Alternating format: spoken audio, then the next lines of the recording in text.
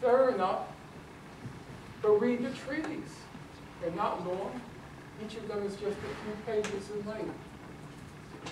Mr. Sadat never recognized Israel as a Jewish state. He never recognized Israel as the state of the Jewish people. King Hussein of Jordan in the peace treaty, there's no recognition of Israel as a Jewish state. There's no recognition of Israel as the state of the Jewish people.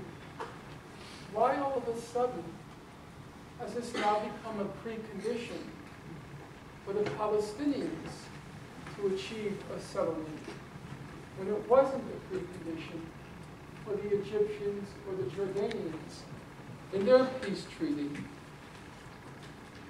And then there's one last question, or issue. Nobody in Israel knows what it means to call a state a Jewish state. What are its practical implications? What are its institutional implications?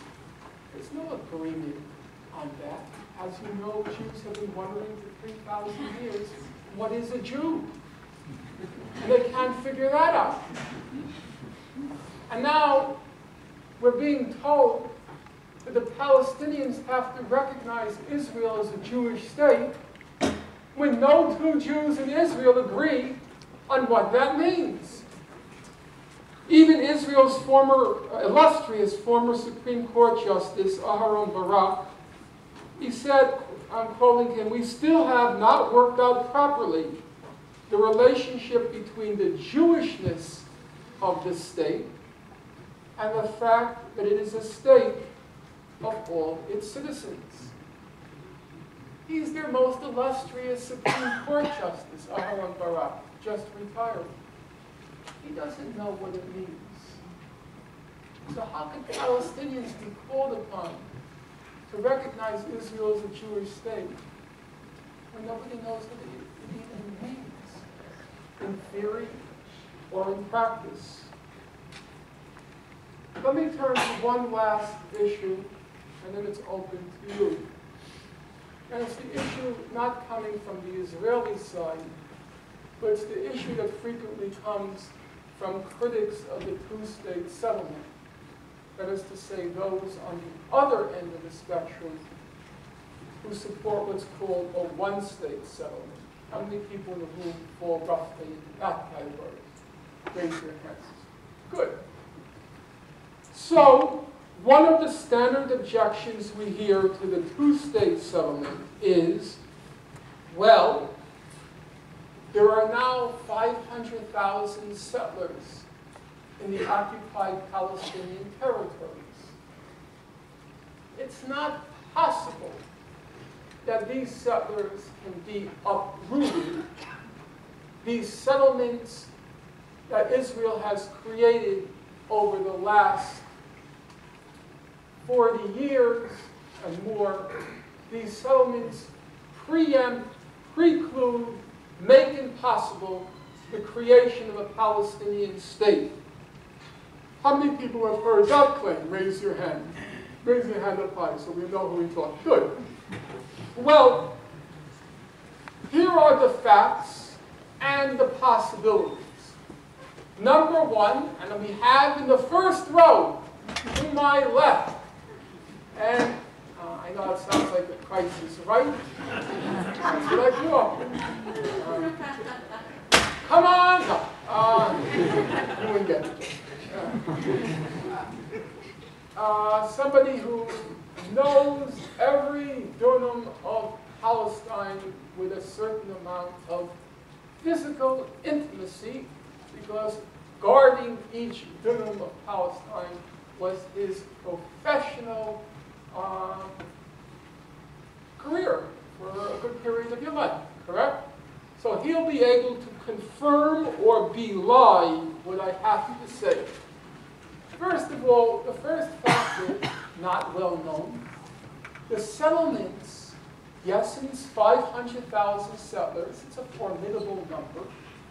The settlements actually occupy less, listen carefully, less than 1% of the West Bank. Physically, what you call the built up areas, they are less than 1% of Palestine, maybe 0.9%. The problem is not the settlements. The problem is what Israel calls the settlement blocks. So there are like a settlement here with 20 people, a settlement here with 40 people, a settlement here with 60 people.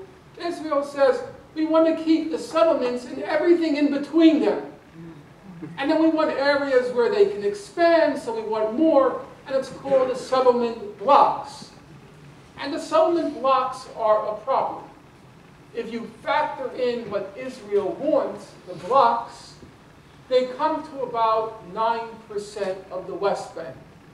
And if you compare the Israel map of the blocks with the wall they're building, it's almost identical.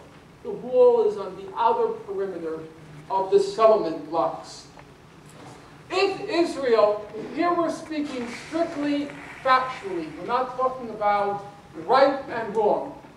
As a factual matter, if Israel annexes the settlement blocks, there cannot be a state in Palestine. There is the block in the north called Ariel Shamron. It's like 2 fingers. If they annex that all the way to the border, they're going to take a main water aquifer from the Palestinians.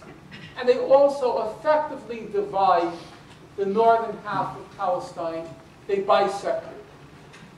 Then they have this very big settlement right in the middle of the West Bank called Ma'ale Adumim. If they get that block, it cuts off East Jerusalem from the rest of the West Bank.